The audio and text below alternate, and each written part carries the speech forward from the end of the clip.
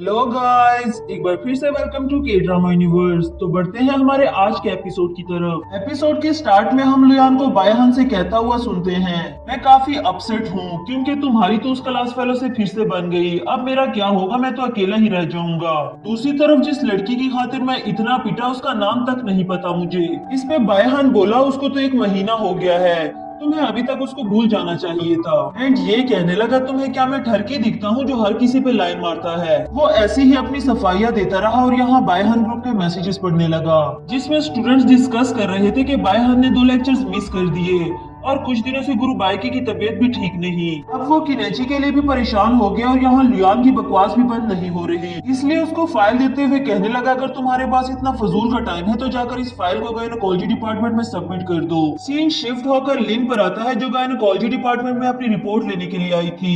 यहाँ लुयन भी उसको बाई चांस देख लेता है और एक्साइटमेंट में पूछने लगा, तुम वही कॉन्सर्ट वाली लड़की हो ना? वो कहने लगी, नहीं डॉक्टर, आपको कोई गलतफहमी हो गई होगी। पर लुयन को उसे पहचानने में गलती कैसे हो सकती थी? उसके हाथ में रिपोर्ट देखते हुए कहने लगा, तुम प्रेग्नेंट हो? मुझे बताया क्यों नहीं? इस बच्चे की जिम्मेदारी मैं तुम्हें अकेले लेने नहीं दूंगा, मैं भी इस बच्चे का बाप हूँ। ये सुनकर तो लिन गुस्से में उसको मारने लग जाती है और वो अपनी जान बचाने के लिए वहाँ से भागने लगा। एंड लिन से पिटने के बाद वो फिर से अपने जख्मों पर मरहम लगाने के लिए बायहान के पास आ गया। आफ्टर दैट वो बायहान से फेवर मांगते हुए कहने लगा, मुझे गायनोकोलॉजी डिपार्टमेंट से पता चला कि वो लड़की गुरु बाइकी की चीफ एडिटर है और तुम्हारे फर्स्ट लव किनेची की बेस्ट फ्रेंड। मैं उसको प्रपोज करना चाहता हूँ, तुम प्लीज इसमें मेरी हेल्प कर दो। इस पे बायहान ने तो साफ साफ मना कर दिया क्योंकि वो जानता था लुयन अक्सर ऐसी बातें करता रहता है। वो लिन की प्रेगनेंसी के बारे में भी बताता है मगर बायहान उसका यकीन नहीं करता। तभी वो बायहान का फोन लेकर भाग जाता है ताकि वो किनेची को मैसेज करके उसकी हेल्प ले सके। किनेची को काफी सारे मैसेजेस रिसीव होते हैं जिसमें वो बताता है कि मैं बायहान का फ्रेंड लुयान बात कर रहा हूँ। मेरे पास तुम्हारा नंबर नहीं था इसलिए मुझे बायहान का सेलफोन यूज करना पड़ा। मैं तुमसे लंच पर मिलना चाहता हूँ और तुमसे बहुत जरूरी बात करनी है। ये बात लिन के बारे में है, तुम प्लीज उसको मत बताना कि तुम मुझसे मिलने आ रही हो। किनेची भी जानने के लिए बेताब हो गई कि आखिर ऐसी क्या बात हो सकती है। दूसरी तरफ हम देखते हैं कि ये सारे मैसेजेस लोयान के बिहाफ पे बायहान ने किए थे क्योंकि वो जानता था लोयान बात को ठीक करने के बजाय हमेशा बिगाड़ देता है। साथ ही कहने लगा, अगर तुमने लिन के साथ टाइम पास करने का सोचा तो मैं तुम्हारी जान ले लूंगा। मगर वो बोला, मुझे उससे सच्चा प्यार हो गया है और मुझे शादी के लिए भी उस जैसी लड़की ही चाहिए थी। नेक्स्ट सीन में हम लुयान और किनेची को एक रेस्टोरेंट में देखते हैं।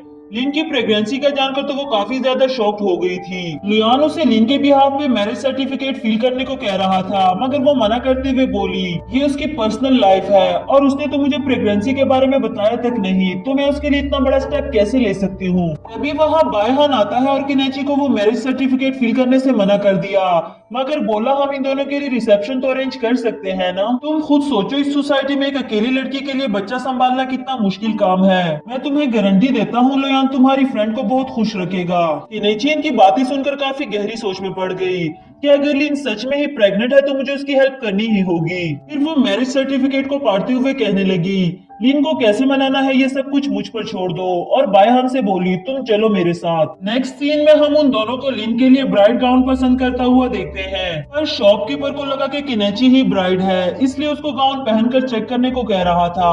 वो मना करने लगी बट बायहान ने उसको फोर्स करते हुए गाउन चेक करने के लिए भेज दिया। वो बाहर वेट करता है और थोड़ी देर के बाद जाकर देखता है तो किनेची गाउन पहनकर बहुत अच्छे से तैयार हो चुकी थी। उसकी तो किनेची से नजर ही नहीं हट रही और वो कहने लगी, तुम अंदर क्यों आ गए हो? बाहर जाओ ताकि मैं गाउन चेंज कर लूं। देन वो कहने लगा, मुझे सही से देखने तो दो और अभी चेंज मत करना, मैं जल्दी से लुयन के बिहाफ पे ड्रेस पहन कर आता हूँ, फिर हम पिक्चर लेकर उसे दिखा देंगे। अगली सीन में हम इन दोनों को वापस आता हुआ देखते हैं। तभी रास्ते में एक लड़का बेहोश होकर नीचे गिर गया। बायहान फौरन से उसकी हेल्प करने के लिए पहुंच गया मगर किनेची को उसे देखकर अपना आप याद आ गया जब उसको इमरजेंसी में हॉस्पिटल लेकर जाया जा रहा था। काफी ज्यादा पैनिक करने लगे और वहीं खड़े लोगों को वीडियो बनाने से रोक देती है। एम्बुलेंस पेशेंट को लेने के लिए आती है और उनके जाने के बाद बायहान ने देखा कि किनेची काफी ज्यादा डर गई। फिर उसे रिलैक्स करने के लिए उसको हक करते हुए बोला, इतना भी सीरियस इशू नहीं है, वो जल्दी ठीक हो जाएगा। आफ्टर दैट वो किनेची को घर ड्रॉप करता है और खुद भी उसके पीछे पीछे उसके घर तक चला आया। किनेची उसको देखते ही गुस्से से दरवाजा बंद करने लगी मगर वो वही खड़ा रहा और कहने लगा, तुम्हारी तबीयत मुझे ठीक नहीं लग रही इसलिए मैं तुम्हें ऐसी हालत में तो छोड़कर नहीं जाने वाला, और चैनमिन भी तो अक्सर रात को तुम्हारे पास रुक जाता है ना, तो मैं क्यों नहीं। वो कहने लगी, तुम्हारी और उसकी बात बिल्कुल अलग है पर ठीक है, मैं भी तुम्हें अपने भाई की तरह समझ लूंगी और यही बाहर सोफे पर ही लेटे रहना। बायहान बोला, तुम फिक्र नहीं करो, मैं तुम्हारे सोने के बाद यहाँ से चला जाऊंगा।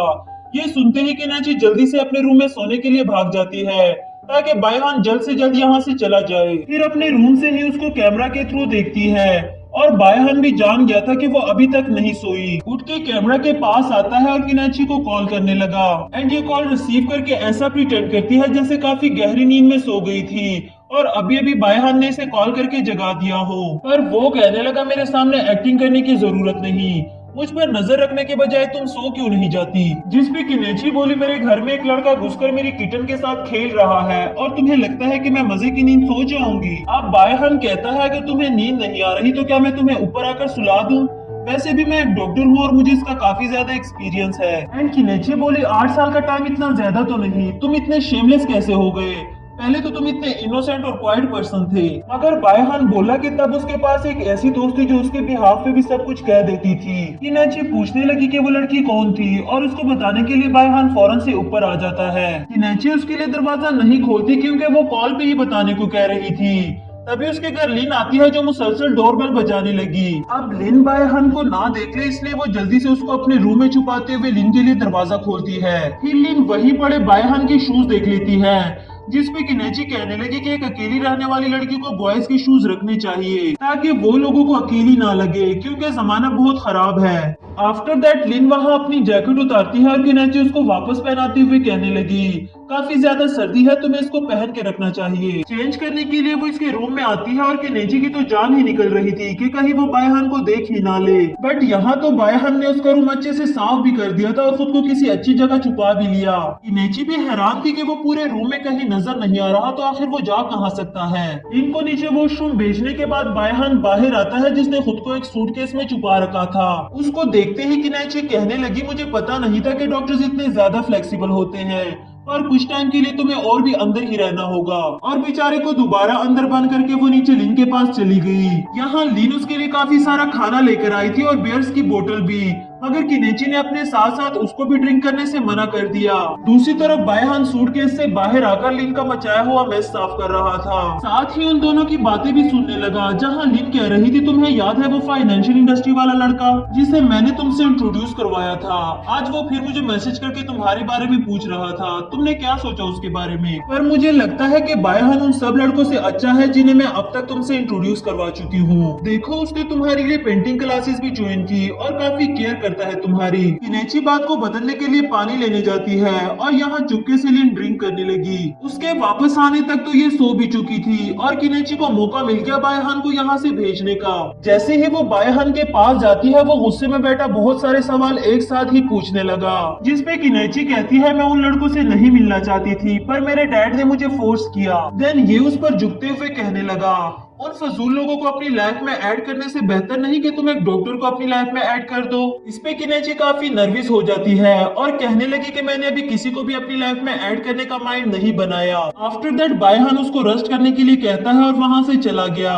अब फाइनली किनेची ने भी सुकून की सांस ली, मगर ख्वाब में भी उसको बायहान ही नजर आता है। जब उसे फर्स्ट टाइम हॉस्पिटल लेकर जाया जा रहा था तो वो मुसलसल बायहान का ही नाम ले रही थी। इसके साथ ही वो जाग गई और रूम से बाहर आती है। यहाँ लिन ने भी उसके लिए एक नोटिस छोड़ा था जिसमें लिखा है, चैनमिन को तुम्हारे पास इन्वेस्टिगेशन करने के लिए भेज रही हूँ, शूज वाली बात को याद रखना। वो फौरन से आकर देखती है कि बायहान के शूज अभी भी वहीं पड़े हैं क्योंकि उसने इन दोनों की बातें सुन ली थी। सीन बायहान पर आता है जो कि लुयान को लिन का ब्राइड गाउन दिखा रहा था एंड कहता है कि हम तुम्हारे लिए इतना ही कर सकते थे, शादी के लिए तुम्हें उसको खुद ही मनाना होगा। दूसरी तरफ लिन किनेची से कहती है, कल तुम्हें ऑफिस आने की कोई जरूरत नहीं बल्कि आउटिंग पे जाने के लिए अच्छे से रेडी हो जाना। पर इसे तो पता ही नहीं था कि हम आउटिंग पे जाने वाले हैं।